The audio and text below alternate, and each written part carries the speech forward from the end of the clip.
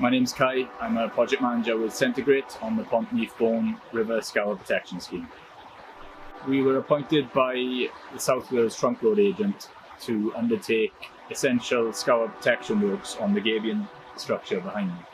The gabion retaining structure was built during construction of the A465 bypass in Gwaith and has been subject to a significant amount of scour by the river over the recent years. We worked closely with the principal designer AECOM during the design stage to come up with the best engineering solution. It was decided that we would mass fill the wall with concrete that would support the wall and prevent further scour. We developed a temporary work solution for the scheme, which includes a cofferdam. This prevents pollution into the watercourse from our works, but also protects our works from the river itself.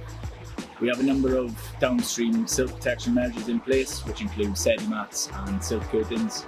This adds another layer of security to the river from our works. Working within a river comes with a number of constraints. Most notably on this scheme, we have endangered species such as bats and otters, both of which require bat and otter licences issued by Natural Resources Wales. We work closely with a team of ecologists to undertake the works and ensure that the species are protected at all times throughout the scheme.